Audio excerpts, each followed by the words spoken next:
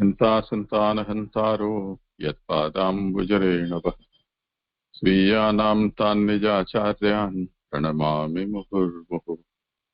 यदनुग्रहतो जन्तुः सर्वदुःखातिगो भवेत् तमहं सर्वदा वन्दे श्रीमद्वल्लभनन्दनम्। अज्ञानतिमिरान्धस्य ज्ञानाञ्जनशलाकया चक्षुरुन्मीलितं येन तस्मै श्रीगुरवे नमः। नमामि हृदये शेषे लीलाक्षीराब्धिशायिनम् लक्ष्मीसहस्रलीलाभिः सेव्यमानं कलानिधिम्। चतुर्भिश्च चतुर्भिश्च चतुर्भिश्च त्रिभिस्तथा षड्भिर्विराजते योऽसौ पञ्चधा हृदये मम। परवारम जिनका क्रम। प्रणाम। आवाज आ रही है? हाँ अभी तो आ रही है। हाँ जी, कल जब वो नेट की वजह से असुविधा हुई तो मैं क्षमा प्रार्थी हूँ आप श्री को और सभी वैष्णवन को असुविधा हुई। तो हम कल 25वें श्लोक का अवलोकन कर रहे थे। तो उसमें श्लोकार्थ उस समय पृथ्वी पर घूमते हुए किसी की चालना न रखने वाले, जिनके चिन्ह प्रकट रूप में दिखाई नहीं दे रहे हैं और जो अपने लाभ से ही संतोष मानने वाले हैं, स्त्रियों तथा बालकों से घिरे हुए और अवधूत वेश वाले भगवान व्यास जी के पुत्र श्री सुखदेव जी संयोग से वहां आ निकले। इस राजा जब अनशन व्रत लेके गंगा जी किनारे बैठ गए और ऋषि गणों के बीच में उन्होंने अंतिम समय को वो करो पाके बाद में वहां सुखदेव जी महाराज अनायास पधारे, वहां को वर्णन यहाँ दे रहे हैं। सुखदेव जी वहां प्रकट हुए। इस प्रकार प्रकट होने की उनमें सामर्थ्य है, इसलिए उन्हें भगवान कहा है। वे भगवान व्यास जी के पुत्र होने से भी भगवान हैं। यानी सुखदेव जी महाराज को प्रकट और तिरोधान की सामर्थ्य प्राप्त है, जैसे अंतर्ध्यान होनो और कहीं भी प्रकट हो जानो, ऐसी उनमें सामर्थ्य यहाँ बतलाई है और उनने भगवान कही है। तो भगवान के वैसे आशय मेरे समझ से कि जिन भगवदीय या जिन महापुरुषन के हृदय में भगवत चरणारविंद विराज जाए, उनमें भगवान के गुण आ जाए और उन्हें शायद भगवान, और वे भगवान व्यास जी बादरायण कृष्ण द्वापायन, तो भगवान व्यास जी के पुत्र हैं, इसलिए भी वे भगवान। उन ऋषियों की दृष्टि में उस प्रकार का भान न हो जावे, इसलिए उन्हें दूसरी रीति से बताया जा रहा है। अब यहाँ शायद उन्हें जो ऋषि वहां विराज रहे हैं पहले से, उन्हें उनके वो भगवान पने को भान ना हो जावे, ऐसा मेरे समझ में आ रहा है, इसलिए उन्हें दूसरी रीति से बताया जा रहा है। सुखदेव जी पृथ्वी पर घूमते रहते थे। पृथ्वी पर घूमते रहना परमहंसों का धर्म है। उनमें दूसरी किसी भी प्रकार की इच्छा नहीं थी, वे किसी प्रकार की अपेक्षा नहीं रखते थे। सुखदेव जी महाराज भ्रमण करते रहते थे, जो कि महापुरुषों परमहंसों का धर्म बतायो है, और कोई अपेक्षा से नहीं घूमते थे, बल्कि निरपेक्ष भाव से भ्रमण करते। वे राजा के समान क्रीड़ा पूर्वक घूमते रहते थे। जैसे राजा बिना किसी भय के कहीं भी भ्रमण करे, इस तरीके से वे भ्रमण करते। उन सुखदेव जी के महापुरुषों वाले चिन्ह थे। चिन्ह किसी से पहचाने जा सकने वाले नहीं थे। उनमें 32 लक्षण थे। यदि वे जानने में आ जावे तो लोग उन्हें राजा मान सकते थे। राजा के 16 लक्षण होते हैं और राजाधिराज के 32 लक्षण होते हैं।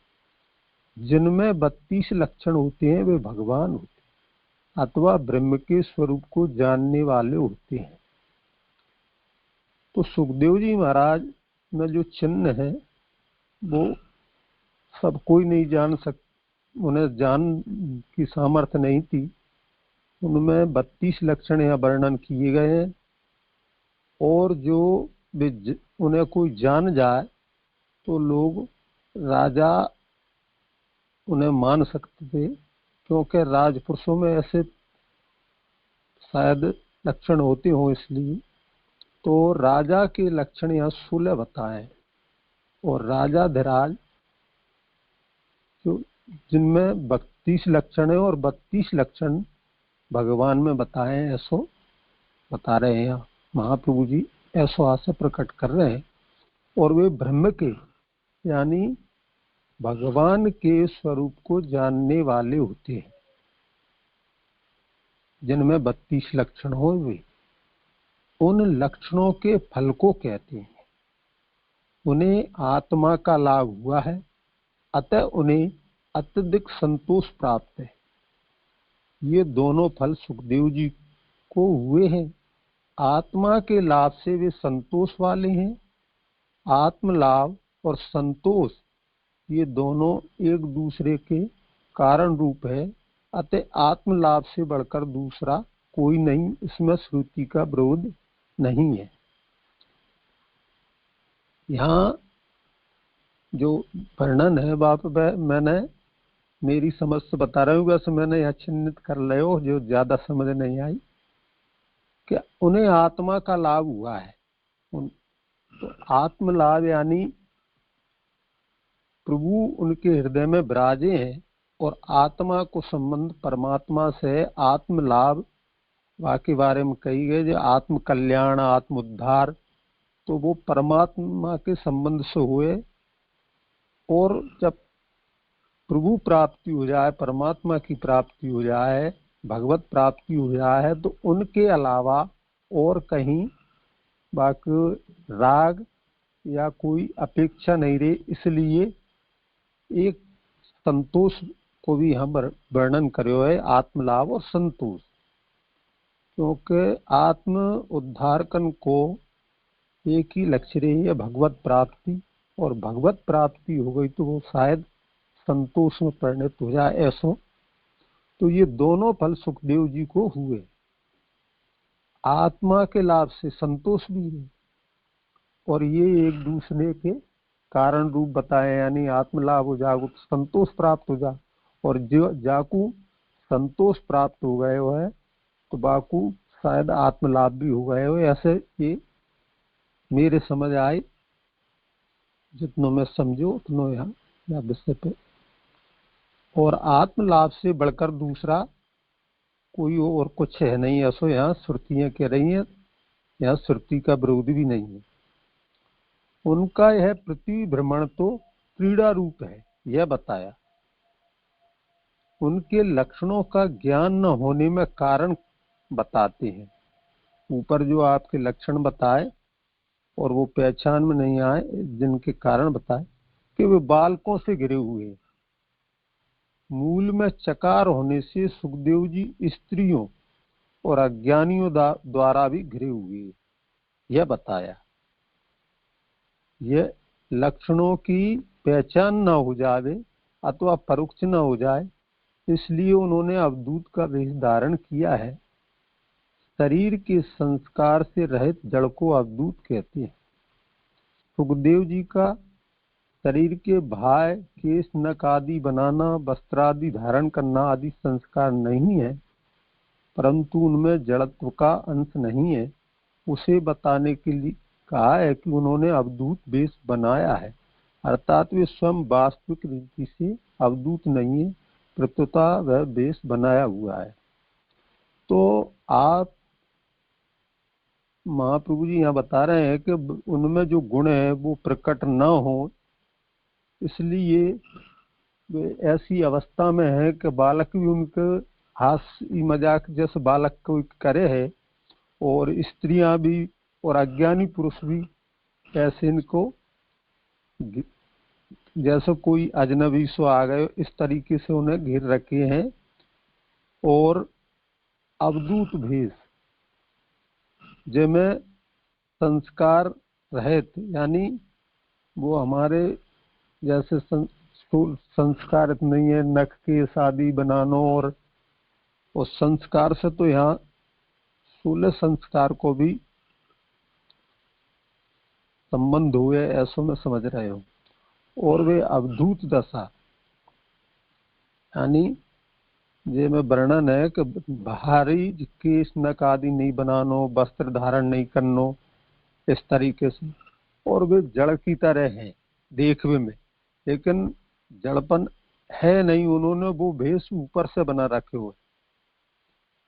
तो यहाँ बता रहे हैं कि वास्तविक रीति से अवधूत नहीं है, परंतु वैसो ऊपरी के वो हमारे लक्षण जो 32 लक्षण है वो प्रकट ना हो, इसलिए वो वेश बनाया हुआ है। ऐसा मेरी समझ है, और या को और अर्थ हो तो आप श्री प्रकट करेंगे, ऐसी मेरी विनती है। और ये 25वें श्लोक जो संपन्न हुए,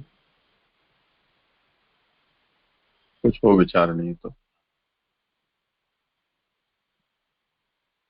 हाँ, प्रणाम जय जी। ये जो अंत में जो आया ना कि ये सुखदेव जी स्त्रियां और अज्ञानियों से भी घिरे हुए हैं, तो वो समझ में नहीं आया। वो स्त्रियां, बालक तो चलो अवधूत वेश है तो पीछे पीछे भागेंगे, मगर स्त्रियां क्यों जाएगी वो समझ में नहीं आया। करें समझ। जय मैं ऐसा समझ रहे हो भैया जी के जैसे स्त्रियां भी थोड़ी मूढ़मती की होए, और कोई ऐसा जैसे बालक है, ऐसे ही स्त्रियां भी कोई अजनबी पनोसो हो उस बाकू देखवे की और आकर्षित होए, और अज्ञानी पुरुष तो ऐसा करे ही है। इतनो ही मेरे समझ आयो, और कोई कारण हो तो मैं तो नहीं समझ पाया, और कोई ज्यादा समझ हो तो वैष्णव अपने विचार प्रकट करें अथवा आप श्री। क्योंकि स्त्रियां जो है ना वो तो भय, तुरंत उनको भय लग जाता है। तो ऐसे अवधूत जैसे दिखेंगे तो स्त्रियां लगभग प्रायः ऐसी जगह पे या ऐसे लोगों का सामना करने को देखने में नहीं आया है, वही इसीलिए नहीं प्रश्न नहीं, हुआ। यहाँ सुखदेव जी को स्वरूप जो है वो भयावह नहीं है। आगे के श्लोकन में आएगो कि वो सुकुमार हैं। आगे जो श्लोक आ रहे हैं उनमें सुकुमारता वर्णन करी है, और वो 16 वर्ष की अवस्था वर्णन करी है। तो ऐसे में भी जैसे बाल बड़े हुए, नाखून बढ़ रहे हैं, निर्वस्त्र हैं, तो वो अचंभित लगे, भयावह थोड़ी है। आगे वर्णन है उनको सुकुमार, तो वह तरह से देखो ये कैसो या अवस्था में भी युवा अवस्था है, 16 वर्ष की आयु जो है, ऐसे मेरे समझ आई है। और भय भय वाली बात नहीं है यहाँ, इतना तो मैं समझ रहे हूँ। सही।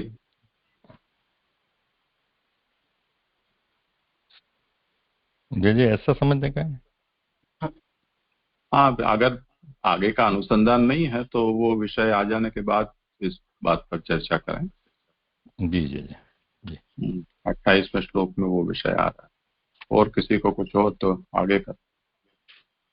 हाँ जी जी, एक प्रश्न था जी। यहाँ जो ये पंक्ति आई ना, उन ऋषियों की दृष्टि में उस प्रकार का भान न हो जाए, मतलब प्रस्तुतिकर्ता ने कहा कि भगवान होने का भान न हो जाए, तो वही समझना। क्योंकि आगे हम देखते हैं कि सुखदेव जी का तो मतलब सबको ऐसे भगवान तरीके भान हुआ ही है, मतलब भगवान तरीके लिखे हैं और सबने उनको, वो आए तो सब खड़े हो गए, सहसा खड़े हो गए, ऐसा आ रहा है। तो ऐसे ही समझना है, उन ऋषियों की दृष्टि में उस प्रकार का भान न हो जावे, इसलिए उन्हें दूसरी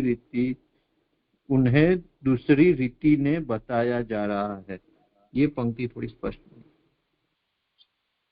जी मुझे भी वही क्वेश्चन था। जैसे मैं जहाँ तक समझाऊं भैया जी, तो वो यहाँ ऊपर से जो लाइन है उनमें वर्णन कर रहे हैं कि वो भगवान है, और भगवान व्यास जी के पुत्र होने से भी भगवान है। उन ऋषियों की दृष्टि में उस प्रकार का भान न हो जावे। तो इस संदर्भ में तो यही समझ में आती है कि उन्हें सुखदेव जी महाराज को भगवान पनो ज्ञात न होवे ऐसो।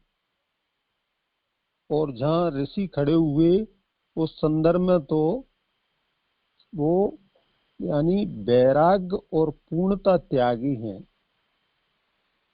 तभी तो व्यास जी और नारद जी, ये भी परशुराम जी भगवत अवतार हैं, लेकिन सुखदेव जी महाराज को ही वो ऊंचे आसन यानी वक्ता के रूप में प्रस्तुत हुई। ऐसा मेरी समझ आ रहे हो?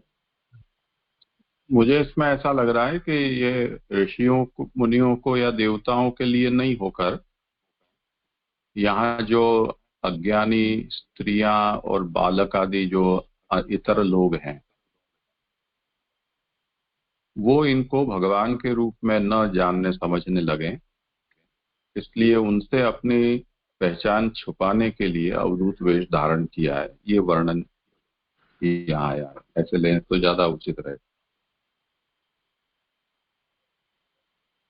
जी जी जी जी। तो जी यहाँ ऋषियों की दृष्टि की जगह कुछ सुधार ले थोड़ा।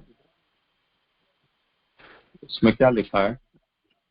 इसमें जो 360 पेज है ना, उसमें लास्ट लाइन है, उन ऋषियों की दृष्टि में उस प्रकार का भान न हो जावे, इसलिए उन्हें दूसरी रीति ने बताया जा रहा है।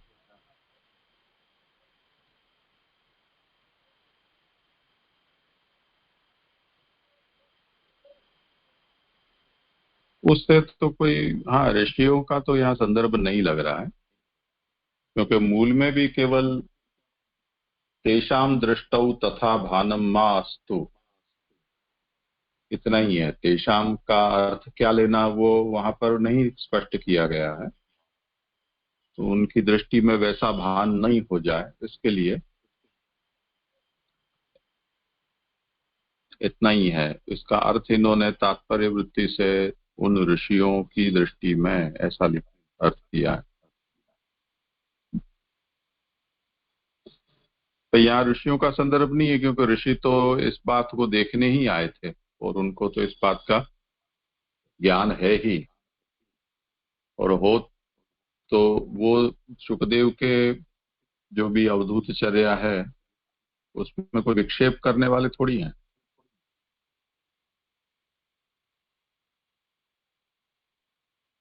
तो ऋषियों से छुपाने का कोई प्रयोजन नहीं लग रहा है।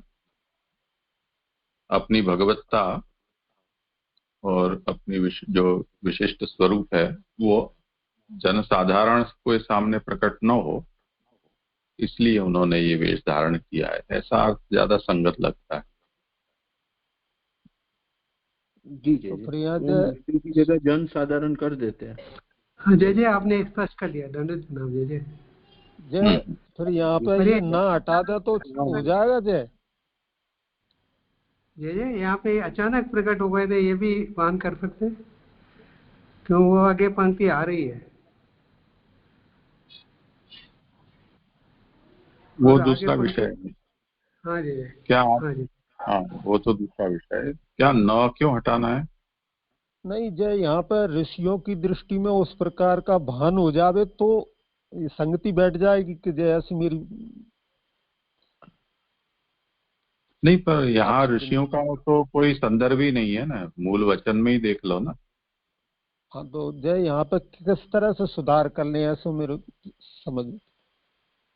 ये ऋषियों इतना आप कोष्ठक में ले लो या उनको मिटा दो, उसको मिटा दो, उनकी दृष्टि में उस प्रकार का भान न हो जावे, इसलिए उन्हें दूसरी रीति से नहीं पर से बताया जा रहा है। तो यहाँ ये कह दिया नहीं कि तत्राभवत भगवान व्यास पुत्रो, कि वहां भगवान व्यास के पुत्र सुखदेव जी वहां आ चढ़े। तो भगवान व्यास के पुत्र आ चढ़े, पर आगे का वर्णन है वो तो व्यास पुत्र के अनुरूप नहीं है, ऐसा क्यों वर्णन कर रहे हैं? तो वो इसलिए कि उनकी दृष्टि में इस प्रकार का भान न हो जावे, इसलिए उन्हें दूसरी रीति से बताया जा रहा है। दूसरी रीति से मतलब वो व्यास पुत्र जैसे लक्षण या स्वरूप उनके लोकों में प्रकट न हो जाए, उस तरह से बताया जा रहा है। जी जी जी जी जी। दूसरा प्रश्न था, यहाँ एक ऐसा है ना, मतलब जहाँ सुबोधनी जी पूरी, उसके ऊपर से चौथी लाइन है, शरीर के संस्कार से रहित जड़ को अवधूत कहते हैं। तो जो सूढ़ संस्कार है उसके साथ जड़, ये दो पद हुए, मतलब आगे उनमें ऐसा दिखाया गया, सुखदेव जी में ये भले संस्कार नहीं थे लेकिन जड़त्व का अंश नहीं था। तो संस्कार से रहित और जड़, ये दोनों को कैसे समझे जाए अवधूत के लिए? क्योंकि ये वर्ड बहुत, मतलब सब लोग भी बोलते रहते हैं अवधूत ऐसा।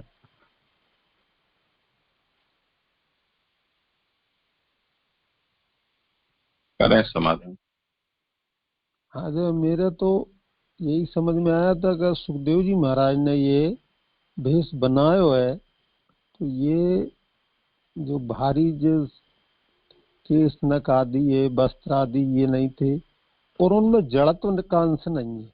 यहाँ ये बता रहे हैं कि उनमें वे ऐसे जड़ नहीं है कि इनको भान ना हो कि हमें नख आदि और ये नहीं बनाना चाहिए, लेकिन चूंकि वो अपने जो मुख्य जो तेज है उनको, या उनमें जो गुण है उन्हें प्रकट नहीं कर वो चाहे, तो इसलिए इस तरीके से रहे कि ये विक्षिप्त अवस्था में है, उस उनका अवधूत भेष बना रखा है। तो ऐसा मेरे यहाँ समझ में आयो कि उनने वो अपने जैसे अग्नि को वो जो बई की राख से ढक दे, ऐसे वो छुपी है, लेकिन वहां में अग्नित्व रही है। ऐसो सुखदेव जी महाराज में तो सब गुण है, 32 लक्षण बताए हैं वहां ऊपर, तो उन्हें छुपावे के लिए तो ये अज्ञानी और बालक उनकी यही जो उनने छुपा रखे, इसलिए उन्हें ऐसे विक्षिप्त यानी पागल अवस्था में समझ के ही उनके पीछे पीछे ऐसो वर्णन है वो आगे, ऐसो मैं समझ रहे हूँ। और या को और आगे और कुछ वर्णन हो तो आप श्री कृपा करके आप प्रकाश डालें। हाँ, हुआ समाधान। हाँ जी जी, मतलब ऐसे समझे कि अगर जड़ता के कारण संस्कार किसी ने छोड़े हैं तो अवधूत है, लेकिन उन्होंने तो भगवत प्रेम के कारण संस्कार छोड़े तो उनमें जड़त्व नहीं, ऐसा ही समझे ना।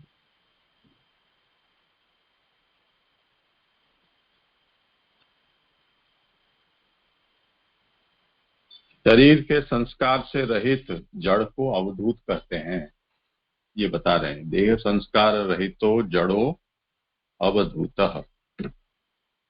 तो जो अवधूत यानी, वैसे तो अवधूत का अर्थ विरक्त, सन्यासी,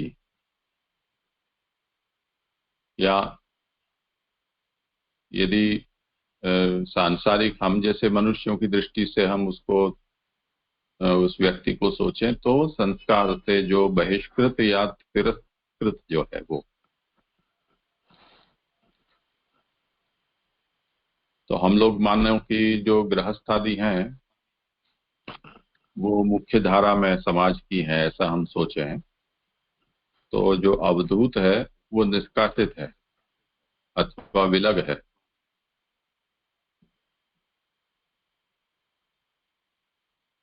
ऐसी सब इसकी परिभाषाएं हो सकती। अब जो है वो उपसर्ग, तिरस्कार, निंदा, इसके लिए प्रयुक्त होता है। और धूत का अर्थ होता है जो चलित, हिलाया हुआ। तो जैसे किसी को धक्का मार के निकाल दें तो अवधूत उसको कहा जा सकता है। तो समाज की मुख्य धारा में जो लोग हैं उनसे जो अलग है, पृथक है, वो अवधूत है।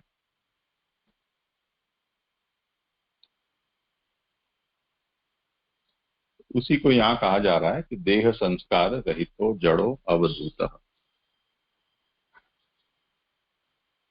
अवधूत होते हैं वो प्राय ऐसे ही होते हैं, वो वाम मार्गी, शाक्त, तामसी साधना करने वाले, वो भी इस प्रकार के होते हैं कि उनका भी देह का संस्कार नहीं होता है और देखने में वो पागल से लगते हैं। ऐसा ही वेश इनका था। और कुछ विषय हो तो? हाँ जी, स्पष्ट हो। करो आगे बोले जय। उन सुखदेव जी के 32 लक्षणों को बताया जा रहा है। तो ये 26, 27, 28, 29 श्लोक है। मैं आगे उनके श्लोक आरती कर रहे हो।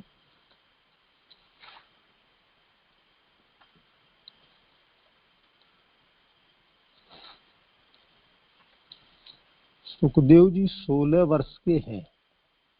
उनके चरण, हाथ, जंघाएं, भुजाएं, कपोल तथा सारा शरीर सुकुमार है। सुकमुनि के नेत्र सुंदर हैं और आयताकार हैं तथा ऊंची उठी हुई नासिका, समान कान, सुंदर भुएं व मुख तथा शंख के समान सुंदर कंठ है। उनका जत्रु यानी कंठ के नीचे की कंधे से मिलने वाली हड्डियां अर्थात हंसलियां मांसल पने से ढकी हुई हैं। सुखदेव जी का वक्षस्थल पुष्ट एवं ऊपर उठा हुआ है। उनकी नाभि गोलाकार है तथा सुंदर सलवटों से युक्त पेट मनोरम है। मूल में चकार होने से पुरुष के भाव चिन्ह का संकेत मिलता है। इस प्रकार सुखदेव जी में 32 लक्षण है। वे दिगंबर हैं, दिशा रूपी वस्त्रों वाले तथा घुंघरारे केस बिखरे हुए हैं।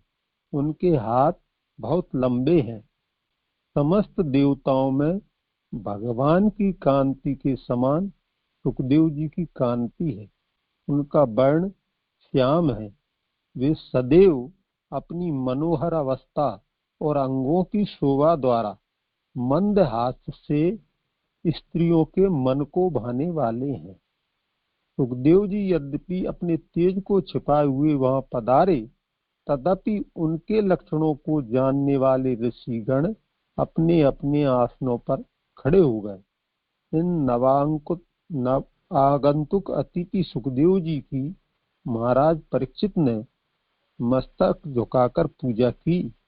इसके बाद उनके पीछे घेरा बनाए हुए अज्ञानी लोग, स्त्रियां और बालक वापस लौट गए। महाराज परीक्षित से पूजा किए गए श्री सुखदेव जी एक बहुत बड़े आसन पर विराजमान हो गए। तो जो आप पूछ रहे थे भैया जी कि जो वो उन्हें भय हो, तो यहाँ वर्णन आयो, देखो स्त्रियों के मन को भाने वाले हैं, तो भयावह नहीं थे। अब यहाँ सुबोधनी जी,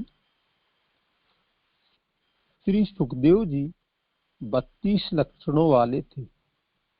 उनमें कितने ही लक्षण भीतर रहने वाले थे। इस प्रकार वे लक्षण सब जगह व्याप्त होकर रहते थे। उनमें स्वयं की इच्छा से प्रकट होने की सामर्थ्य, यानी यह बता रहे हैं महाप्रभु जी सुबोधनी जी में कि सुखदेव जी महाराज में 32 लक्षण है। उनमें कितने ही लक्षण भीतर, यानी मैं समझ रहे हूँ कि जो बाहर से जो नेत्रेंद्रियन के द्वारा जो दिखे वो भारी, और जो उनको संग या उनके वाणी के श्रवण आदि से जो प्रकट हो, उन्हें यहाँ भीतर के लक्षण कहे हो, और वे उनमें वे लक्षण तो सब जगह व्याप्त है और उनमें स्वयं की इच्छा से प्रकट होने की सामर्थ्य थी। यानी वे कहीं भी छुप जाए या और कहीं भी प्रकट दिखाई देवे और नहीं दिखाई देवे, ऐसो जो सामर्थ्य देवी जी महाराज में बताया। 6 गुण वाली ऐश्वर्य की संपत्ति से वे युक्त थे। जैसे 6 गुण भगवान में हो, ऐसे ऐश्वर्य, वीर्य, यश, श्री, ज्ञान, वैराग्य वाली इस तरह उनमें भगवदीयपना है। अपनी इच्छा से लीला करना, किसी बात की अपेक्षा न रखना, तुरोधान यानी छिप जाने का सामर्थ्य, आत्मा का लाभ और संतोष, ये 8 गुण 25वें श्लोक में कथित है। जो पिछले अपन ने जो 25वें श्लोक देखो वहां में इनके अतिरिक्त अब अन्य गुणों को बताया जा रहा है। 8 से दूने 16 वर्ष की श्री सुखदेव जी की अवस्था है। ये वर्ष शरीर के होते हैं जो कि उसके वृद्धि और क्षय के कारण रूप है। तो जो 8 के दूने 16 या के साथ कहिए 16 वर्ष ही क्यों नहीं, कही 16 वर्ष की अवस्था है। ये वर्ष ढेके हुए जो वहां में वृद्धि यानी बचपन से जो अवस्था को प्राप्त हो रहा है, और क्षय के कारण रूप है, यानी जितनी आयु क्षीण हो जाए आगे वह देह को नाश हो, यानी कारण ऐसा है। ऐसा मूंछ का डोरा फूटने से निश्चय हुआ है, यानी उनकी मूंछ के हल्की हल्की जो रेखें उठी आई है, ऐसो 16 वर्ष की अवस्था है ऐसो यहाँ। और मर जाने वाली यह चमड़ी अपवित्र है, ऐसा वेद में कहा है। जिससे केश भी अपवित्र माने गए, तो भी वे उत्पत्ति के अंगरूप होने से मृत पड़ने को बताने वाले नहीं है। तो यहाँ जो चमड़ी है को वर्णन यहाँ अपवित्र करो तो अपवित्र यानी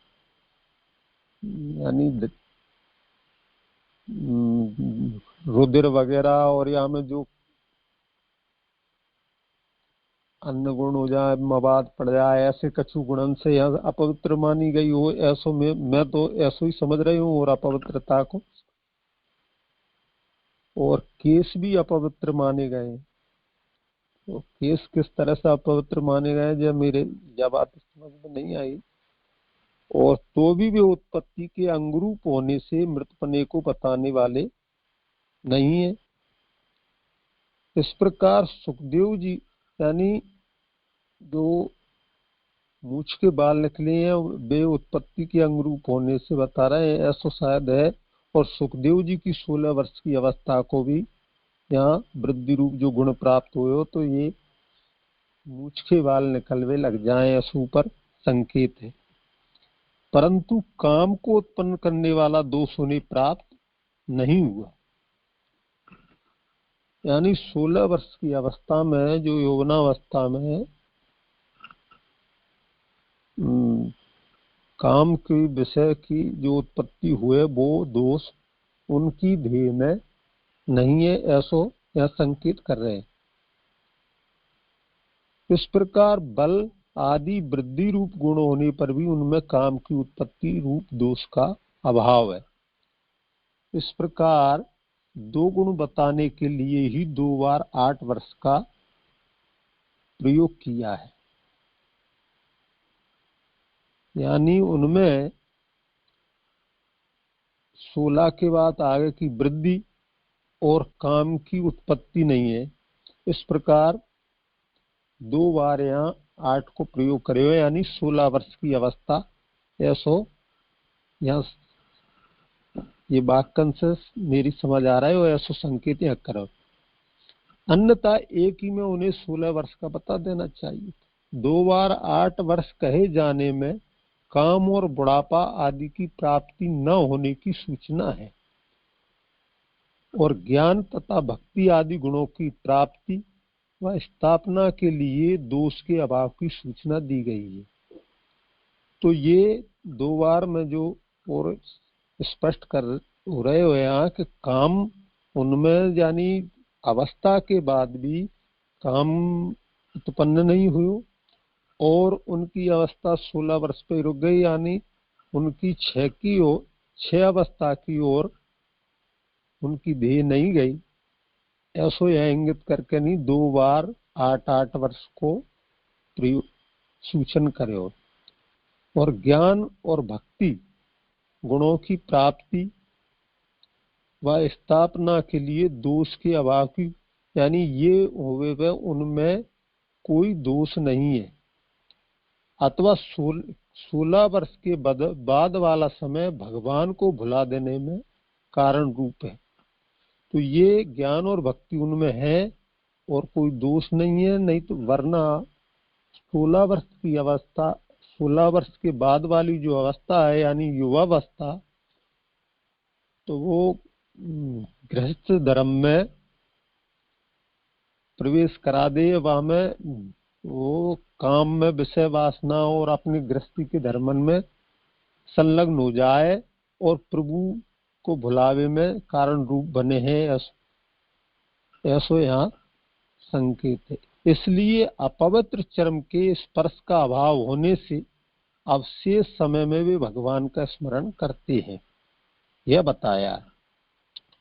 2 बार 8 वर्ष कहे गए, जिससे पीछे वाले अन्य काल का सुखदेव जी को स्मरण है।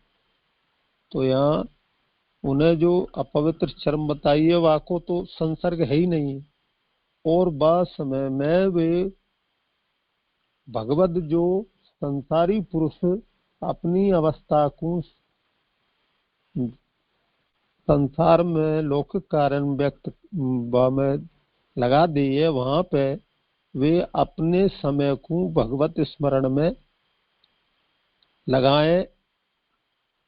ऐसो यहाँ से एक वर्णन करो। और पिछलो जो काल है सुखदेव जी को वह को ज्ञान है उनको, और आर्य लोक में उनकी प्रसिद्धि है।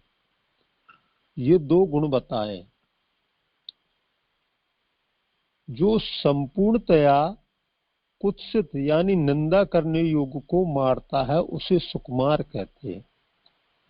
यानी जो वस्तु जो निंदनीय हुए या मारवे से यो नहीं है कि कोई निंदा करवे लायक हो तो सुखदेव जी वाकू मार दे, लेकिन वाकू अपने हृदय से मारे के समान निकाल दे।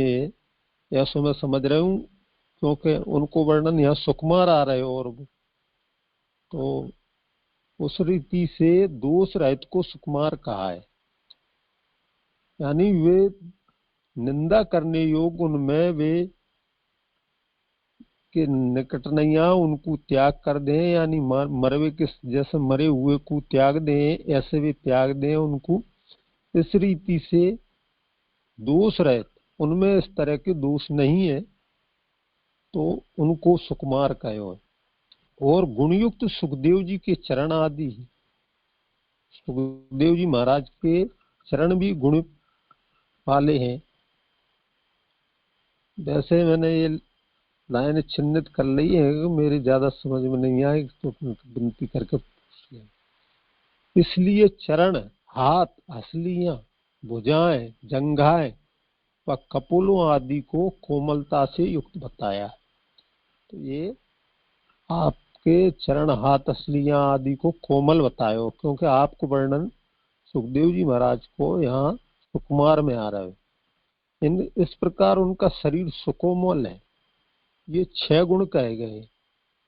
उनके नेत्र सुंदर तथा विस्तार युक्त है, नासिका ऊंची है। श्री सुखदेव जी के दोनों कान समान और सुंदर है।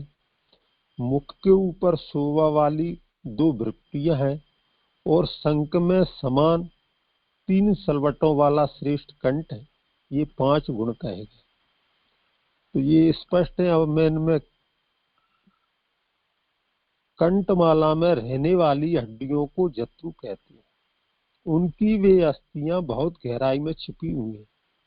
यानी कंठ के निकट में जो तो होते हमारे बगलों में जो हंसली की तरफ दो हड्डियां रहे तो उनको जत्रु कहे हुए, और यानी उन पर उनको हमारी तरह दिखाई नहीं दे रही है, वो मांसल है, मांस से ढकी हुई है ऐसे गहराई में।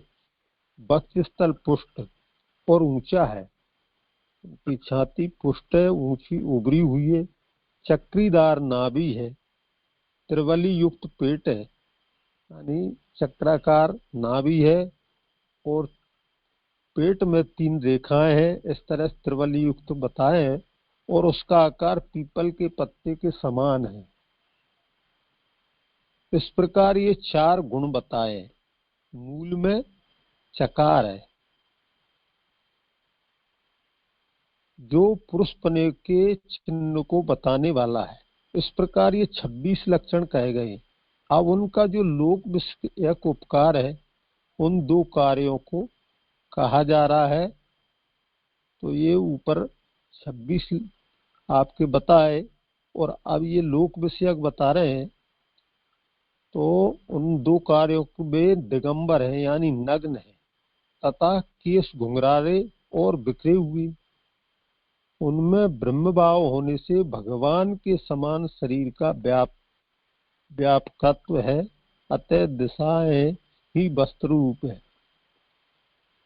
तो सुखदेव जी महाराज निर्वस्त्र है, केश घुंघराले और बिखरे हुए, और उनमें ब्रह्म भाव यानी पिछले श्लोक में देखो कि उनको ब्रह्म की प्राप्ति है तो ब्रह्म भाव है, और वे भगवान भी हैं तो ब्रह्म भाव है। तो ऐसे यहाँ और दिशाएं ही वस्त्र रूप है। यदि वे लौकिक वस्त्र धारण करें तो अंदर व्यवधान पड़ने से विभाग पड़ जाए और उससे लोक को पीड़ा हो, इसलिए सुखदेव जी नग्न पधारे। तो ये लाइन जैसे मेरे समझ में नहीं आई कि लौकिक किस तरह से व्यवधान पड़े और विभाग पड़ जाए और लोक को पीड़ा हो। तो आप श्री को बाद में या अभी करें। उनके बिखरे हुए केस ब्रह्मा और शिव रूप है, क्योंकि का और ईश ये 2 शब्द मिलकर केस शब्द बनता है। उसमें का ब्रह्मा का अर्थ बताने वाला है और ईश शिव के अर्थ को बताने वाला शब्द। तो उनके जो केस है यानी बाल जो तो ब्रह्मा और शिव रूप बताए, और शिव क्यों बताए हैं तो का और ईश को शब्द को ब्रह्म का को ब्रह्मा अर्थ लियो है और ईश शिव को अर्थ बता रहे। उन केसों में उत्पन्न करने के लिए बांकापना है, और उनके ग्रास रूप होने के लिए वे केस बिखरे हुए। यदि ऐसा न हो तो ब्रह्म रूप होने पर भी महादेव जी गल जावे। केसों का बांकापना उनका गुण है।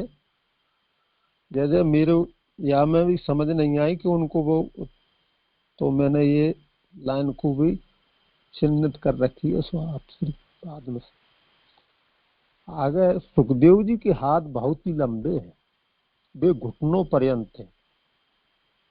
तो वो देवताओं में विष्णु भगवान ही सर्वोत्तम है। उन विष्णु की कांति के समान सुखदेव जी की कांति है, उनका श्याम रंग है। तो सुखदेव जी के हाथ लंबे बताए हैं और घुटनों पर्यंत बताए हैं, और देवतान में सबसे उत्तम विष्णु भगवान है।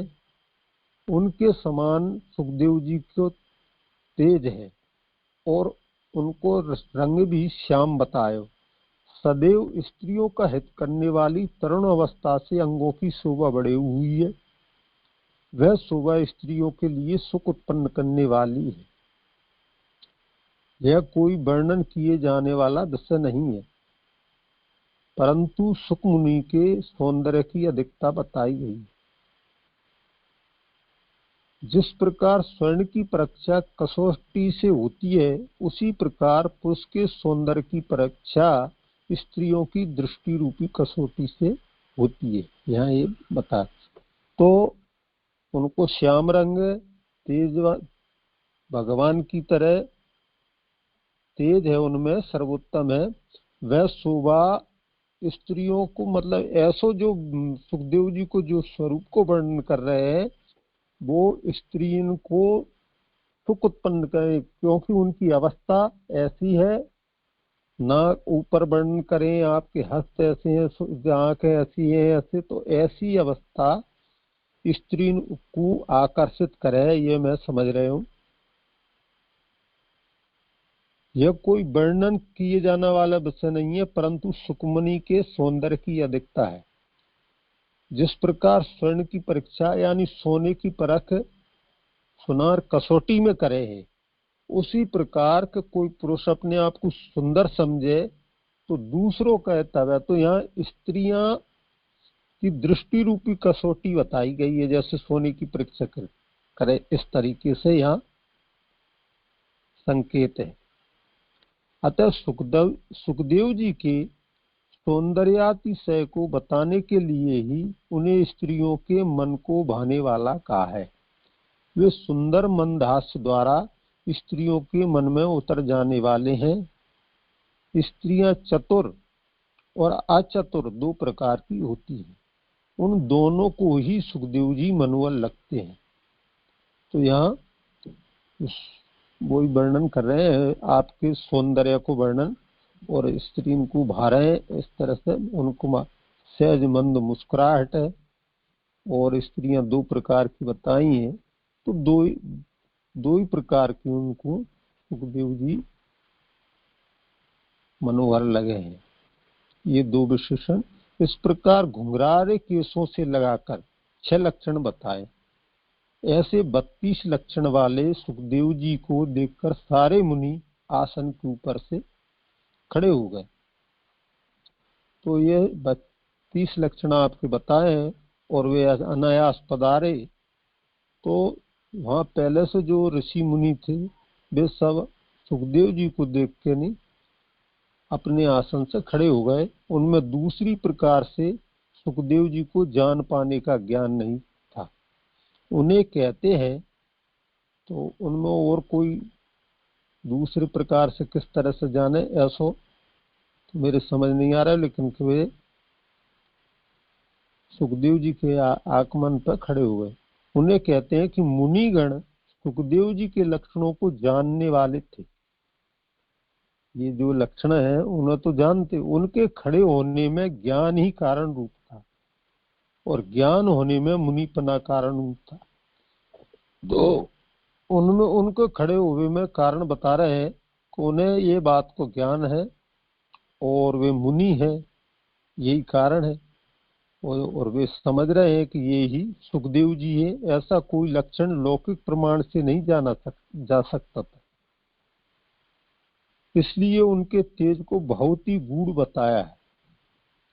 यानी ऊपर से ऐसे लौकिक प्रमाण से उनको कछु समझ में नहीं आ सकता, लौकिक मनुष्य उन्हें नहीं समझ पाते, ऐसो यहाँ आशय मेरी समझ आ रहा है।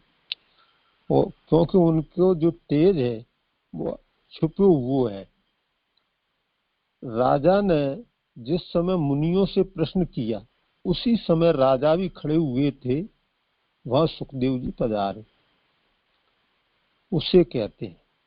यानी राजा जिस समय मुनि से प्रश्न कर रहे थे, तो वे खड़े होकर हाथ जोड़ के विनती कर रहे थे। तो ऐसी समय में सुखदेव जी महाराज पधारे, तो बा को वर्णन कर रहे हैं कि राजा वह समय पे खड़े हुए थे, वह सुखदेव जी पधारे। उसे कहते हैं मूल में स लिखा हुआ है, जिससे राजा का खड़ा होना बताया है।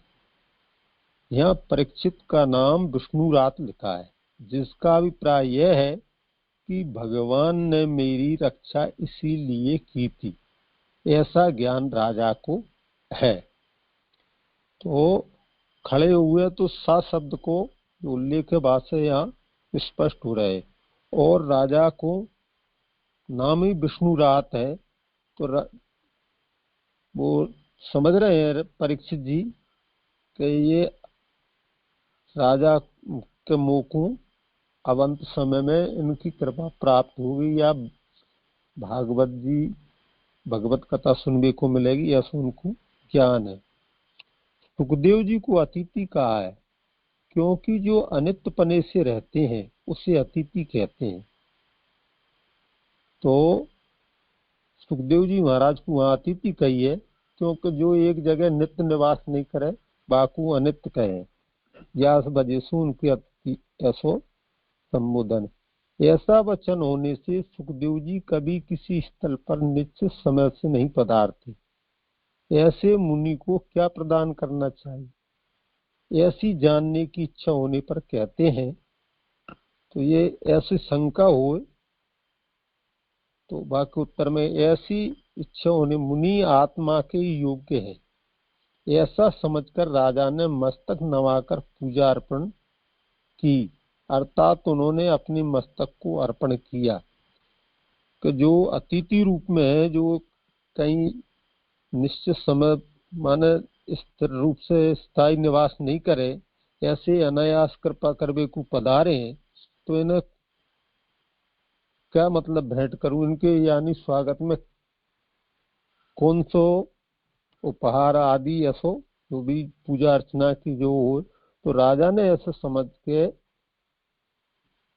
अपने आत्मा सहित उनको मस्तक अंतःकरण से यानी मस्तक झुका के नहीं और उनको पूजा अर्पण करी अपने, अर्थात उन्होंने अपने मस्तक को अर्पण किया। इसके बाद दूसरी रीति से बताने के लिए अज्ञानी लोग, स्त्रियां और बालक जो तमोगुण, रजोगुण और सत्वगुण के कार्य रूप में सुखदेव जी ने ग्रहण किए थे, उनका त्याग किया।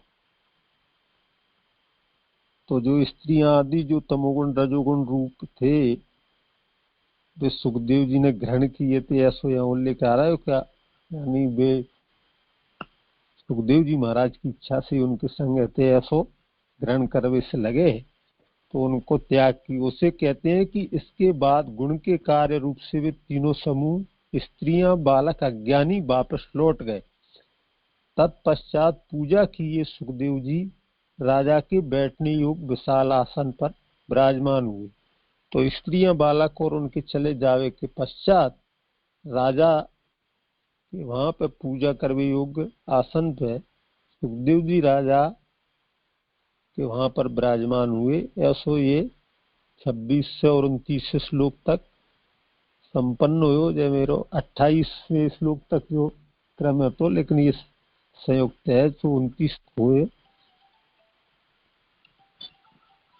तो विचारणी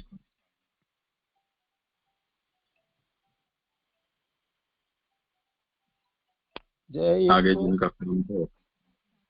ये दो पंक्ति है ना, वो तो प्रस्तुतिकर्ता ने भी जय कही ना, वो थोड़ी जय क्या तो है मेरे कहाँ? ही है ये, जय मेरे ही है ये कि जो कुत्सित को मारता है उसे सुकुमार कहते हैं। तो या को आप श्री स्पष्टीकरण करें और आगे फिर नीचे है लाइन। उसका तो यही निराकरण कर दिया है ना, उस रीति से दोष रहित को सुकुमार कहा है।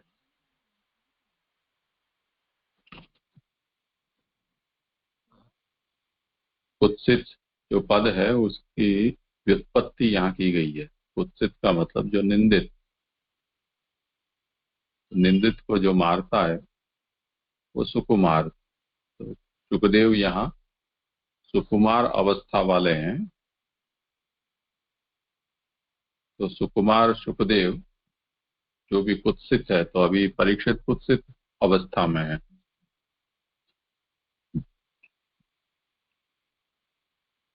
उनकी कुत्सितता का निराकरण करने में समर्थ हैं,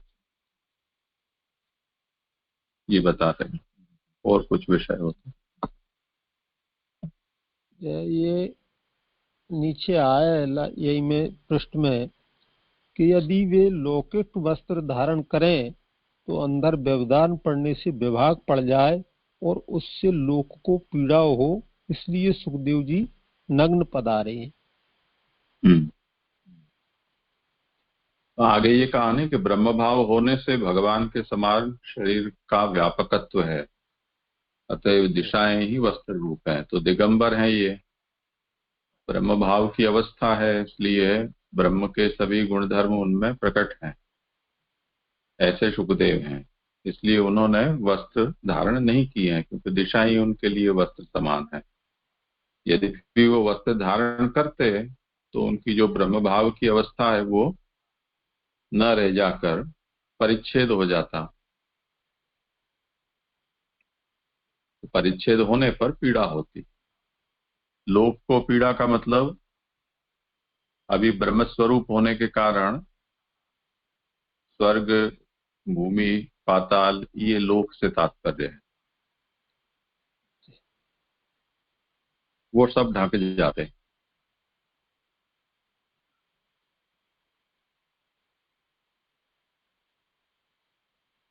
जय स्पष्ट।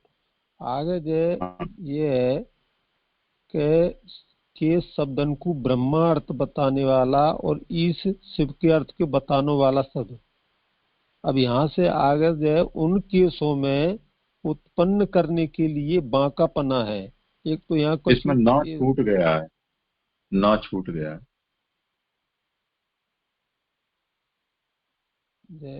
कहाँ पे लगा न शब्द? उत्पन्न न करने के लिए। आगे भी निषेध हुआ है ना कि उनके ग्रास रूप न होने के लिए, दोनों ही निषेध किया गया है। क्योंकि ये जो केश का विशेषण जो है वो वक्र विकीर्ण केशम, एक तो उनके वक्र हैं केश और विकीर्ण है। वक्रता और विकीर्णता यानी बिखरा हुआ होना। हाँ, बिखरा घुंघराले और बिखरे हुए जे। उसे समझा रहे हैं। हाँ, ये जो केश है वो ब्रह्मा और शिवात्मक केश हैं, और ये दोनों की दोनों हम जैसे जीवों की उत्पत्ति होती है उस प्रकार से इनकी उत्पत्ति नहीं होती है। तो ये अजन्मा है, तो अजन्मा होने को बताने के लिए यहाँ वक्रता बताई है। और अग्रासार्थंच विकीर्णता, यानी बंधे हुए केश हों। हम जैसे कुछ भी काम करते हैं शिखा बिना बांधे, शिखा को कोई भी कर्म नहीं होता है। औरतों में भी देखा जाता है, कुछ भी गृह कार्य में लगती हैं तो अपने बालों को बांध देती हैं। तो यहाँ ये किसी का बंधन नहीं करने वाले हैं, इसलिए यहाँ अग्रासार्थंच विकीर्णता, इनके केश है वो बिखरे हुए हैं।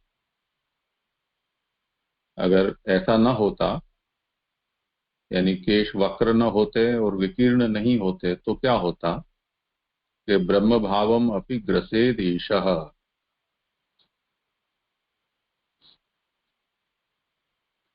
यदि ऐसा होते तो ब्रह्मरूप होने पर भी वो ईश को निगल जाते।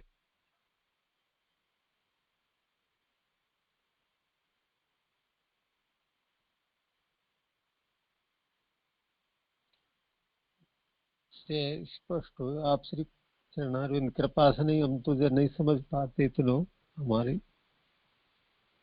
और किसी को कुछ हो विचार नहीं तो जी अभी स्पष्ट नहीं हुआ जी। ये उनके ग्रास रूप न होने से जो निगल जाने वाली बात है ना, वो मतलब समझ नहीं आई।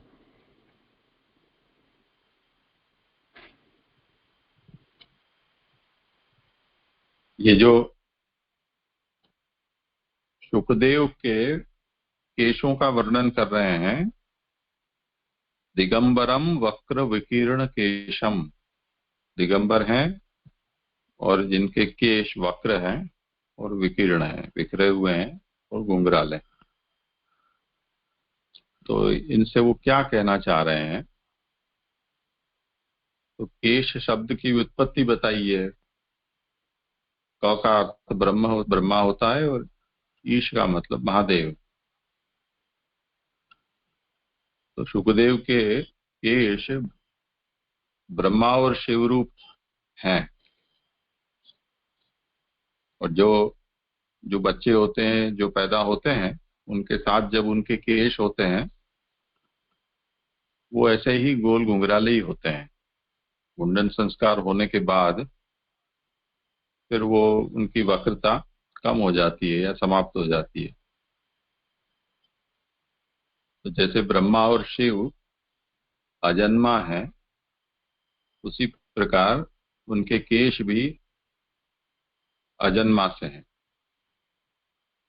और इसी बात को बताने के लिए यहाँ बताया है कि वो वक्र थे।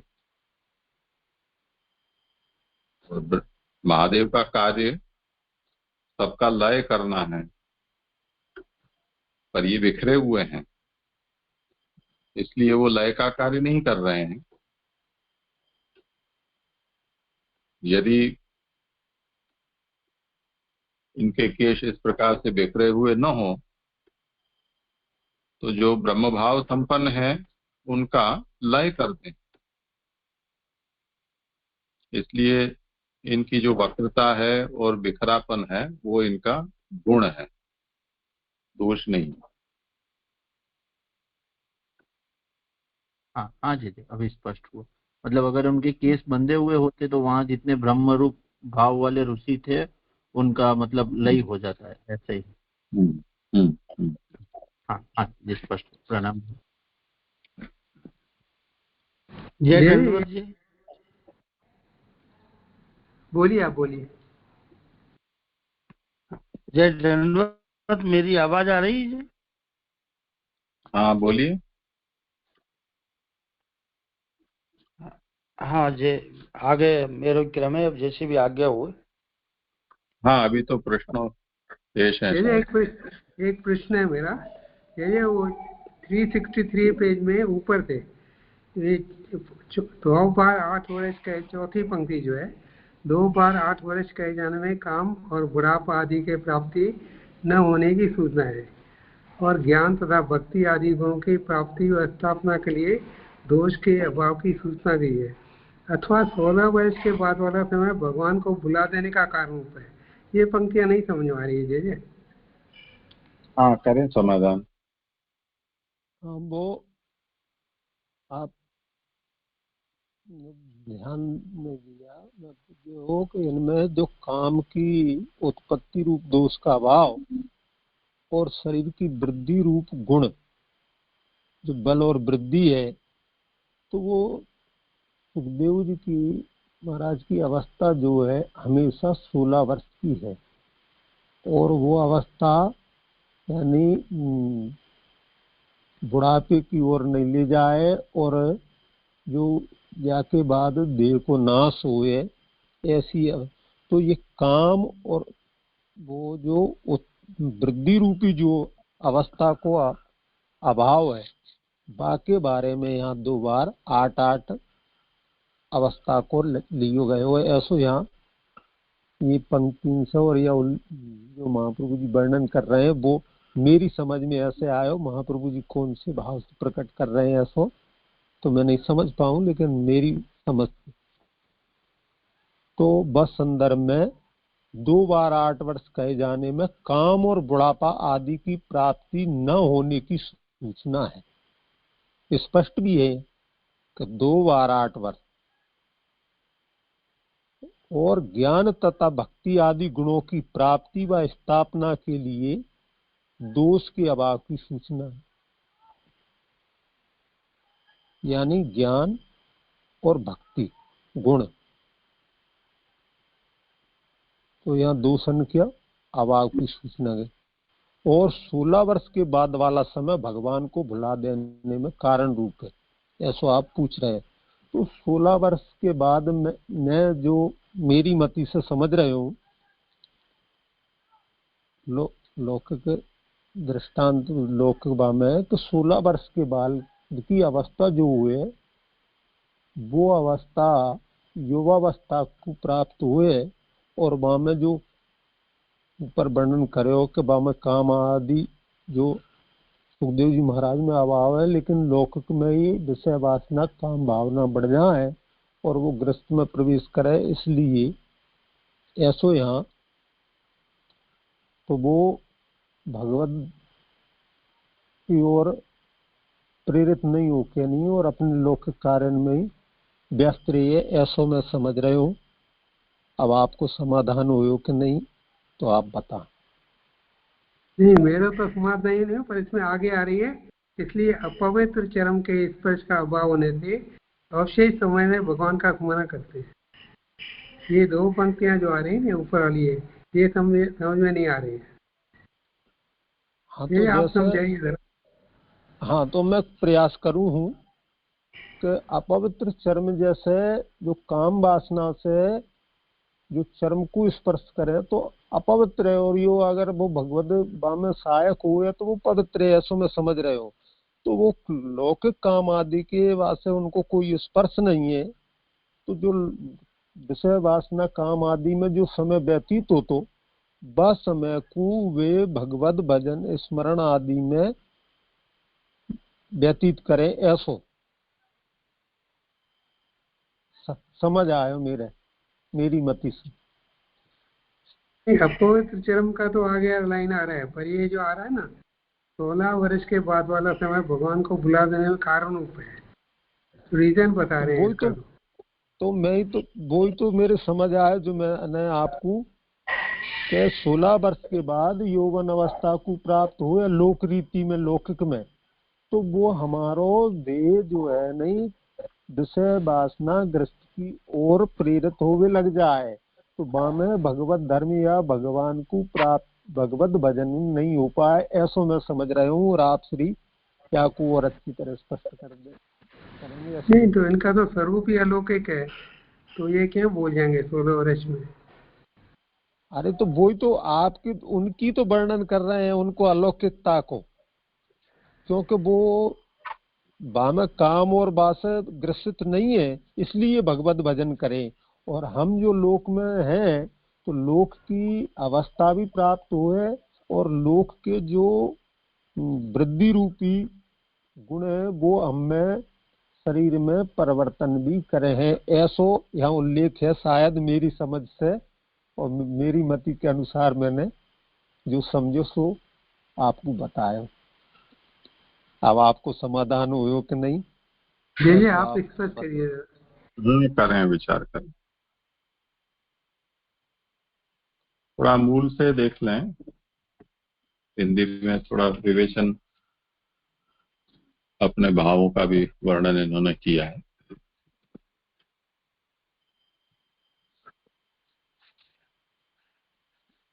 मूल में ये क्या है, तम द्व्यष्ट वर्षम सुकुमार पाद करोरु बाहुवंश कपोल गात्रम। सुखदेव जी 2-8 वर्ष वाले, तो द्व्यष्ट वर्षम इसका मतलब द्विगुणा 8 वर्षा यस्य,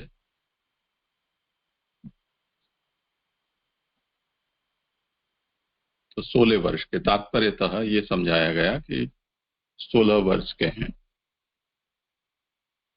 अब यहाँ क्यों इनको सरलता से 16 वर्ष का कहा जा सकता था, तो ऐसा न कहकर और 2-8 वर्ष वाले ऐसा निरूपण किया है। तो इसका कारण बताते हैं कि वर्षा ही शरीर से वृद्धि क्षय हेतवः। बरस की गिनती हम करते हैं, हम किसी को जन्मदिन आए और हम पूछें कि कितने वर्ष के हुए, और वो कुछ बताए कि 15 वर्ष के हुए, 16 वर्ष के हुए, तो दो तरह से बोलते हैं, इतना में लगा वर्ष और इतना पूरे हुए। तो वृद्धि और क्षय दोनों ही इससे बताई जाती है, यानी इतना हम आगे बढ़े और इतने बीत गए। तो ये जो वर्ष है वो वृद्धि और क्षय, आयु की वृद्धि और क्षय बताने वाले हैं। उसमें यदि ये कहा जाए कि 16 वर्ष के हुए तो तत्र 16 वर्षा केवलम वृद्धि हेतवः श्मश्रुत्पत्त्या अवसीयन्ते। यानी 16 वर्ष के हुए ऐसा जब हम कहीं किसी को कहें तो क्या उसका मतलब निकलेगा कि वो एक वृद्धि को बताने वाला हुआ, और उस अवस्था का जो ज्ञान है वो हमें दाढ़ी मूछ थोड़ी थोड़ी उगने लग जाए उससे हो जाता है। उसमें वेद का एक वचन आचार्य चरण को स्मरण आ रहा है, मृता वा एषा त्वगमेध्या। ये जो वचन है, वचन में ये कहा गया है कि केशानाम अपि तथा त्वेपि उत्पत्ति शिष्टत्वाद न ते मृतत्व ज्ञापकाः। ये जो केश होते हैं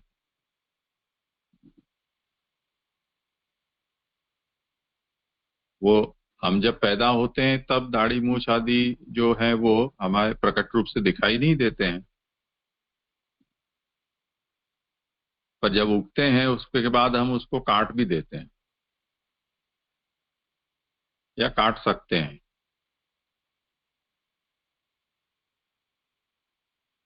अब वो जो काट दिए जाते हैं वो हमारे लिए उसका कटा हुआ जो बाल है उसका स्पर्श होने पर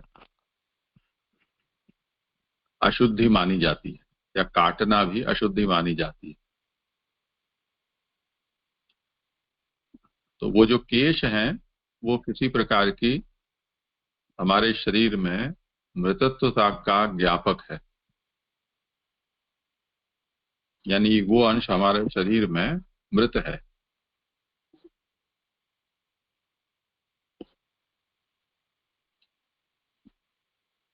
पर जो जन्म के साथ जुड़े हुए हैं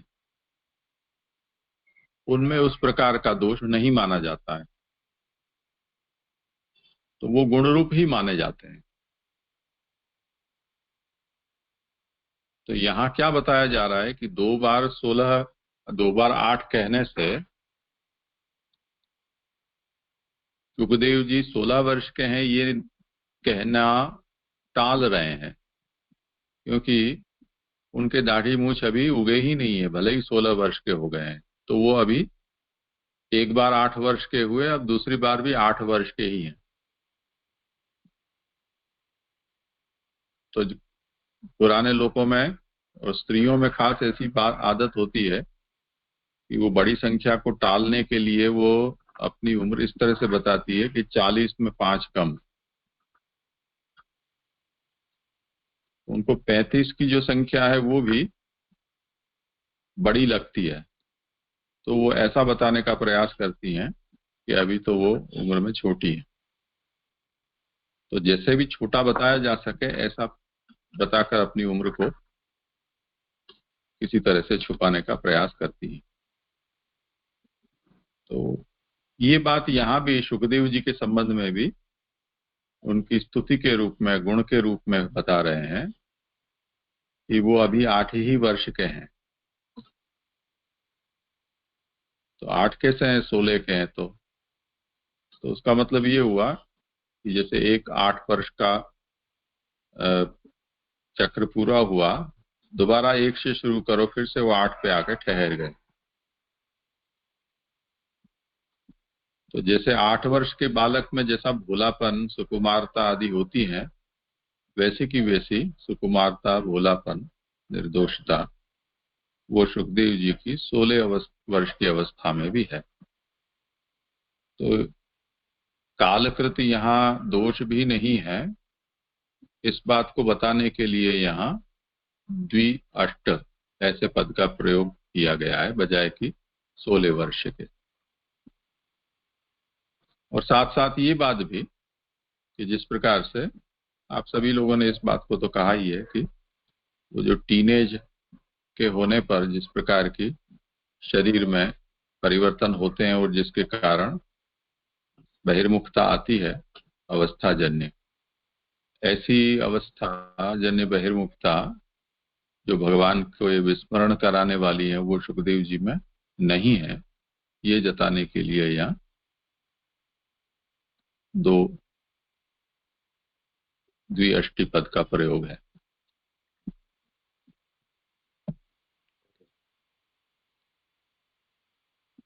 ये अच्छी तरह स्पष्ट हो गया। दंडवत प्रणाम जी। प्रणाम जी। मेरा एक प्रश्न था, 363 पन्ने पे नीचे से जो तीसरी लाइन है ना कि उनके बिखरे हुए केस ब्रह्मा और शिव रूप है, तो इसमें ये जानना था कि खुद सुखदेव जी जो है वो शिव का अवतार है या शिव का रूप है, तो ये उनके केस शिव रूप कैसे समझे? और दूसरा ये था कि यहाँ आगे फिर केस की व्याख्या की है कि क जो संधि विच्छेद करे तो क से ब्रह्मा का अर्थ बताता है और ईश से शिव का, तो ये डिक्शनरी मीनिंग है या ये समझ लेने का कि भाई क से ब्रह्मा होता है और ईश से शिव होता है? ये दो प्रश्न थे जी। प्रणाम। हाँ, करो समाधान। ऐसे आप श्री ने ये 2 बार अभी में ही लगातार कर दियो। मैंने पूछी तब भी और फिर वो बाद में कोई भैया जी ने पूछे तब भी कि का, और फिर यहाँ वर्णन भी आ रहा हो कि का से ब्रह्मा और ईश से शिव, यानी का और ईश मिला के जो शिव बने वहां से। आप अपने स्पीकर बंद कर दें, आसपास की आवाज बहुत आ रही है। कान पर फोन लगाकर और बोलो। जब मेरे से नहीं आ रही होगी, जब मैं तो बहुत दूर और अकेले बैठे हूँ घर के नहीं, ये बाहर। मेरे तरफ से आया था, बंद कर दिया। हाँ, तो आप फोन म्यूट रखें अपना। हाँ, बोले। हाँ, तो जो यहाँ पे पूछ रहे हैं तो वहां में आप श्री ने वर्णन करो है कि का और इस शब्द से ब्रह्मा और शिव जी लय और उनमें बांको पनो लयो है कि जैसे शिव जी श्रृंगार करे है तो ऐसो वे खुले हुए हैं, बिखरे हुए, बांधे नहीं है। नहीं तो उनमें के जो बांकापना और वो गुण जो खुले हुए हैं, उनको जो खुले हुए ब्रह्म रूप में है, क्योंकि वे आपने वर्णन करो कि जो सुखदेव जी महाराज हैं उनमें व्यापकत्व है, ब्रह्म रूप है, ब्रह्म व्यापक हुए, तो ऐसा व्यापकत्व है तो उनके विभिन्न में भी व्यापकत्व गुण है, इसलिए वजह से उन्हें ब्रह्म शिव और ब्रह्मा के रूप में के शब्द में वर्णन करे हो।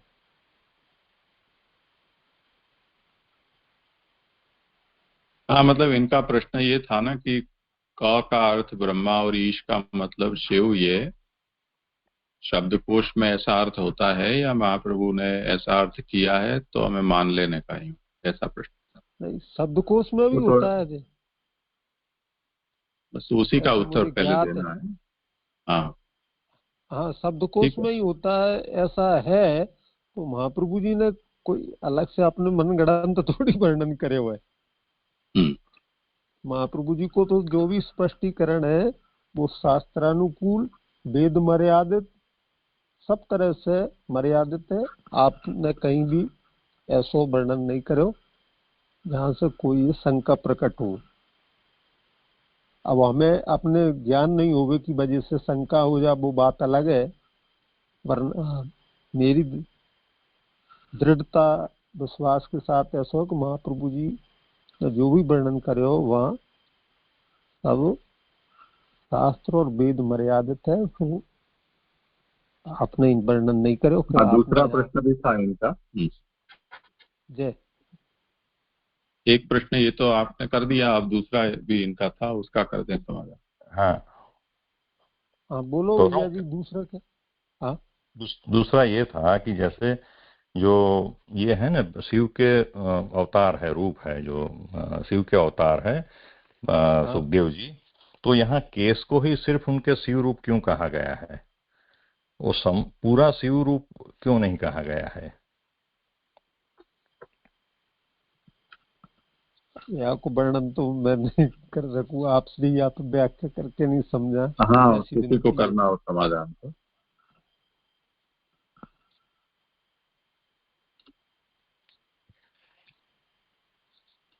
मुझे ऐसा लगता है कि जो सुखदेव जी आगे जो महादेव जी का अवतार है वो तो मतलब प्रभु के गुणों के वर्णन में महादेव जी का जो मतलब एक्सपर्टीज है उसके रूप में वहाँ सुखदेव जी महादेव जी का अवतार है, ऐसा हमने आगे देखा। और यहाँ जो जय ने अभी प्रश्न में समझाया कि उनके केस बिखरे हुए और जो बांके है, तो उसके रेफरेंस में महाप्रभु जी सुबोधने जी का मतलब महाप्रभु जी उसके अर्थ कर रहे हैं कि केस बिखरे हुए और बांके क्यों हैं, तो उसके अर्थ में मुझे लग रहा है कि वो उतने रेफरेंस में ही अपने को देखना चाहिए कि ऐसा ना हो तो ब्रह्मरूप होने से मतलब वो महादेव जी का वहाँ प्रकट होके जो ऋषि है उनका वो ब्रह्म भाव प्राप्त हो जाए। मुझे लगता है कि ये शब्द की सुबोधनी जी के रूप में देखना चाहिए। बाकी आगे जय स्पष्ट।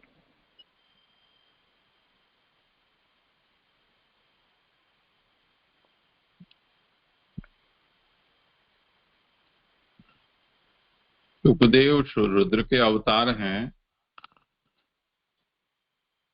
वो तो अब यहाँ विषय पीछे छूट गया। अब तो वो उससे एक ऊपर लेवल पर आ चुके हैं, यहाँ ब्रह्म भाव संपन्न हो चुके हैं। तो अब तो ब्रह्मा और रुद्र भी उनके श्रीअंग में हैं, ऐसी भावना से यहाँ ये बात का निरूपण किया जा रहा है। तो अब ये तो उनका और प्रमोशन किया गया है।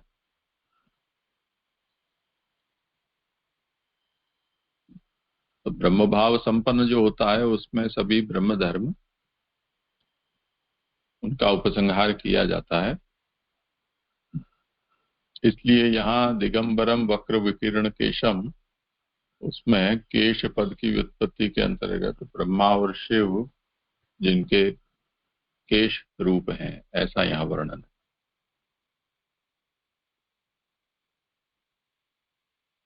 तो आपका समाधान हुआ है कि भैया जी अब आप श्री कृष्ण ने जो वर्णन करे वहां से?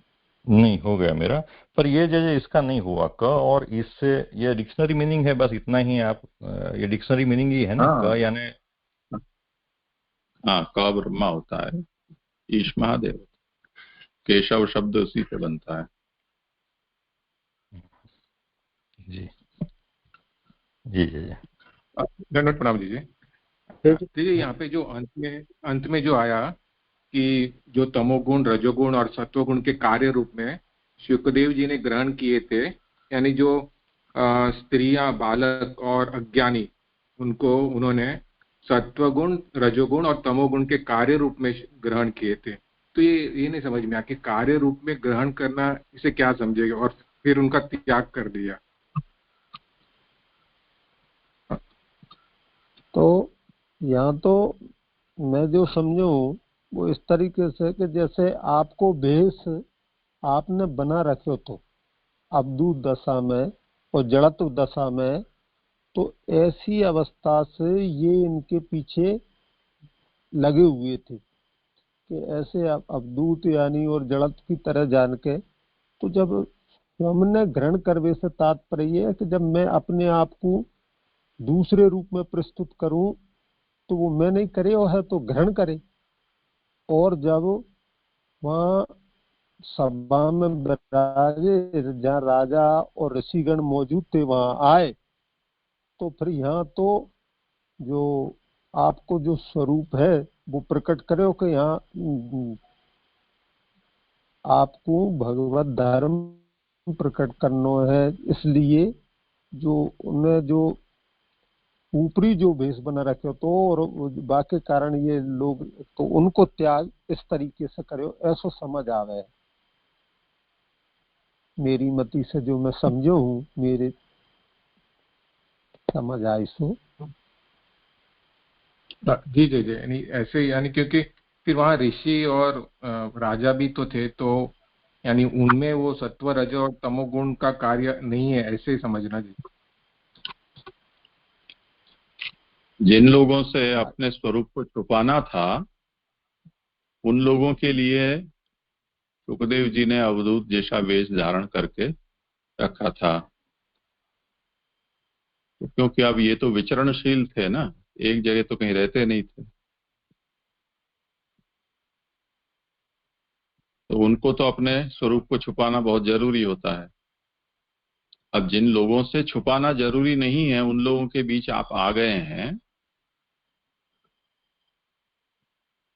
तो उन तीनों ही गुणों के कार्यों को आपने अब छोड़ दिया।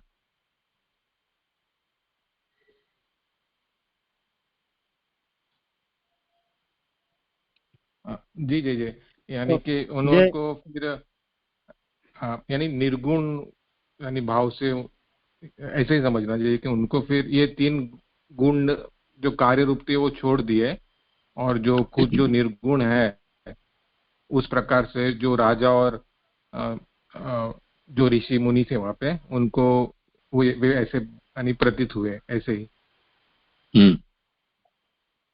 जी जी जी। ये एक और प्रश्न था कि ऊपर जो आया कि चमड़ी और जो केश को अपवित्र माना गया है, वो उसको संदर्भ समझना था जी कि अपवित्र किस रूप में।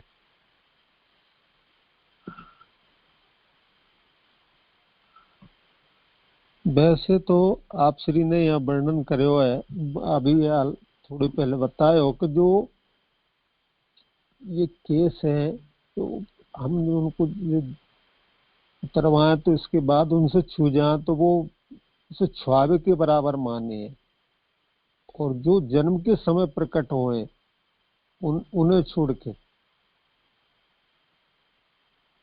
तो वो अपवित्र इसी रूप में माने हैं। और चमड़ी भी,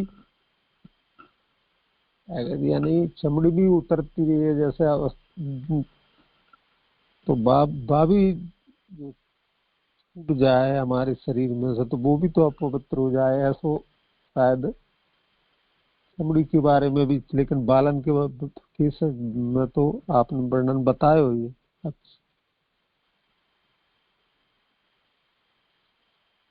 और ये रुद्र वगैरह से ऐसे लिप्त है या हमें रोम छिद्र है, तो वैसे भी अपवित्र मैंने मेरी समझ से।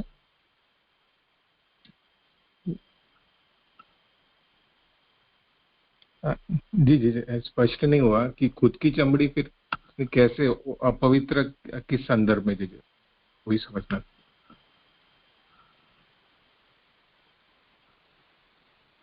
इसको इस तरह से समझना चाहिए कि जो अवस्था है उसमें कुछ अंश हमारा बढ़ता है, कुछ घटता है। तो कुछ वृद्धि का ज्ञापक होता है और कुछ ह्रास का ज्ञापक होता है। तो जैसे दाढ़ी मूछ आदि का उग जाना, ये एक निश्चित अवस्था का द्योतक होता है, तो वो वृद्धि बताने वाला होता है। इसी तरह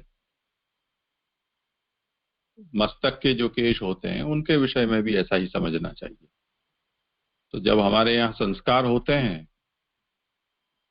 तो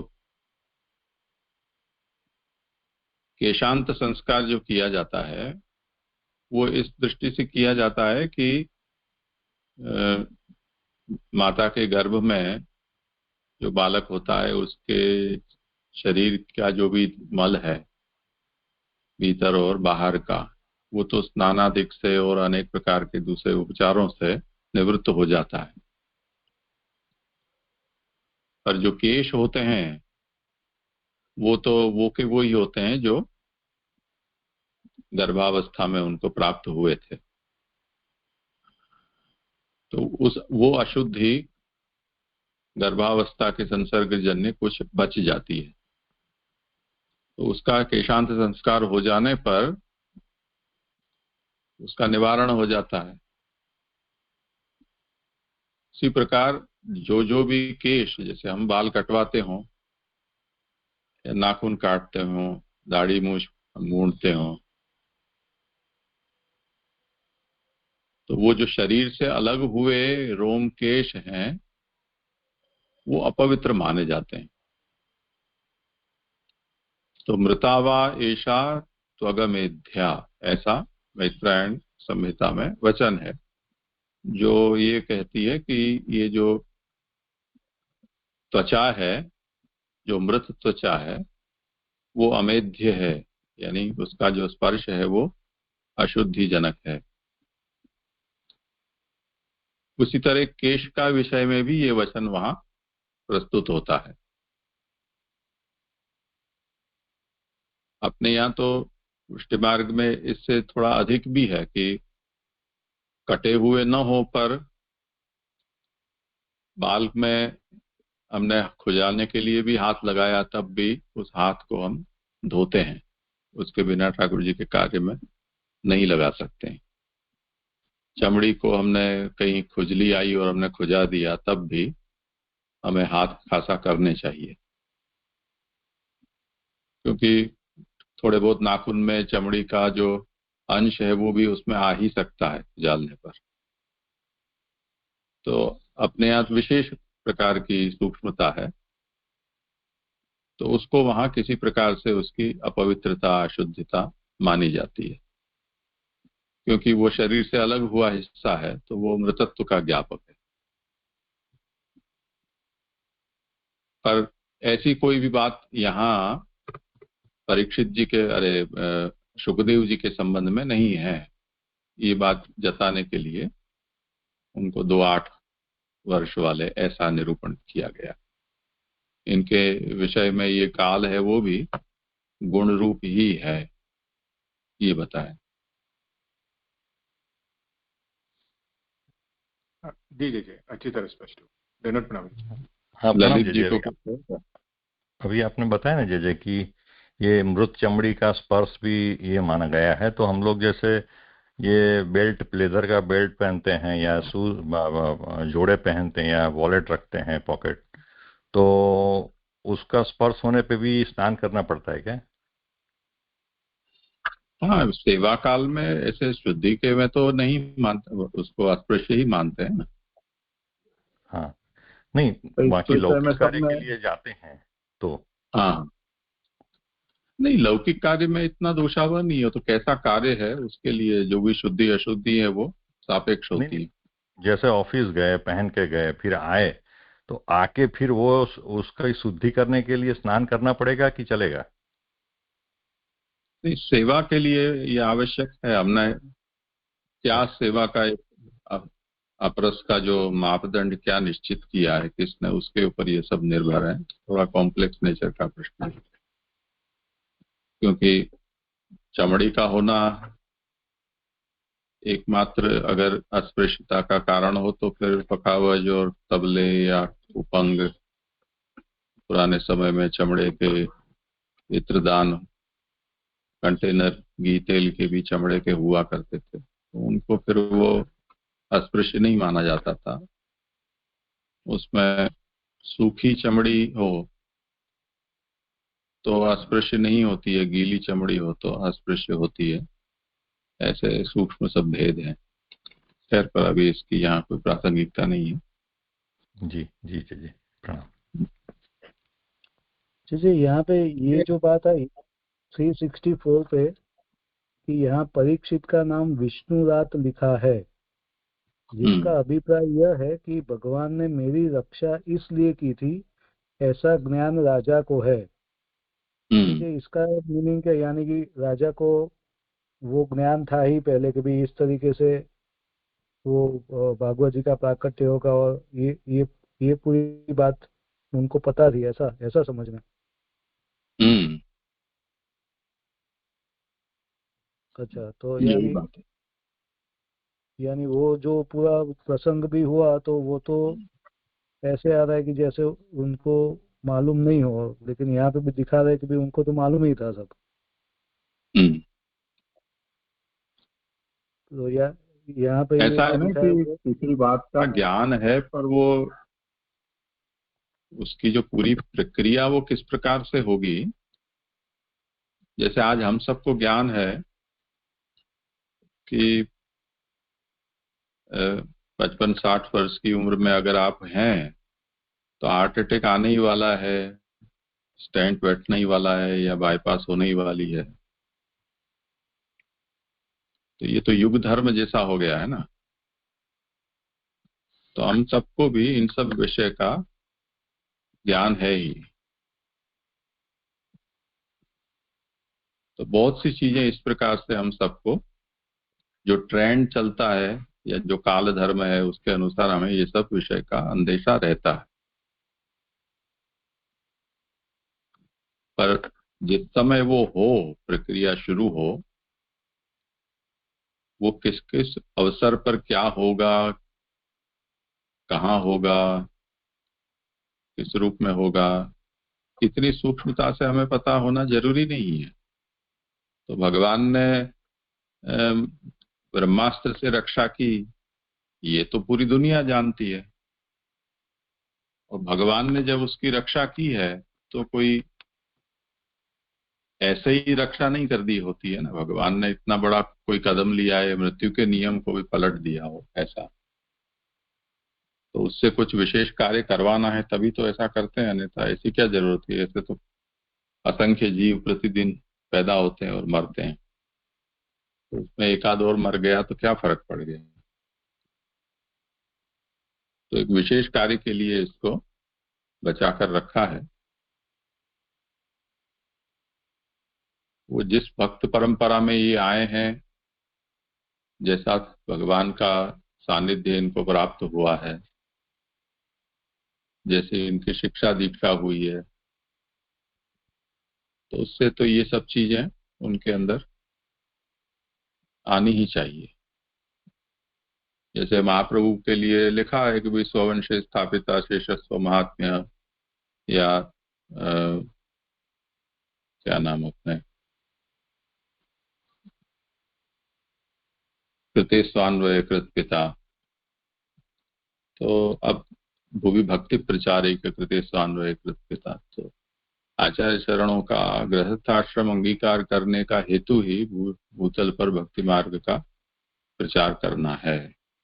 तो अब ये जो पाठ करता है महाप्रभु का वंशज, उसको कम से कम ये सजेशन तो रोज ही मिलता ही है ना, कि हम इस हेतु के लिए पैदा किए गए हैं। और यदि ये नहीं करते हैं तो महाप्रभु का गृहस्थाश्रम अंगीकार करने का जो उपक्रम है वो ही हम जुटला देंगे, यदि इस कार्य को नहीं करते हैं या इससे विपरीत कार्य को करते हैं। तो ये जो पाठ करने वाले हैं सर्वोत्तम के, उनको ये निरंतर प्रतिदिन कम से कम एक बार तो ये हैमरिंग है वो श्री गोसाई जी के शब्द कर ही रहे हैं, यदि हम पाठ करते हैं तो।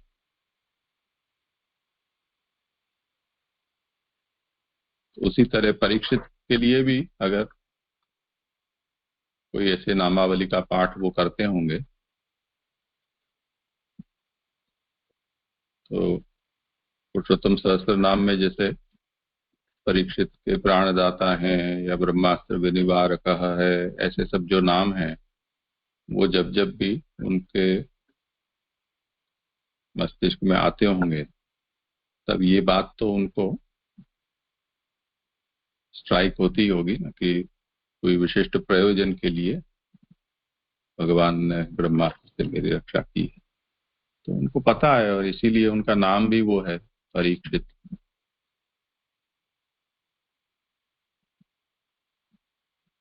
जी जी जी। तो अब हमको जितना पता है उतना उस समय परीक्षित को पता होना जरूरी नहीं है।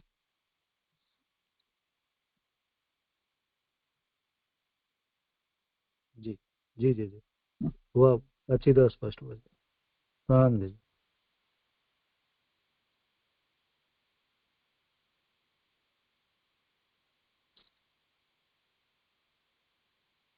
ठीक है, यहाँ समय हुआ है तो आज विराम रखते हैं। दंडवत प्रणाम। दंडवत प्रणाम।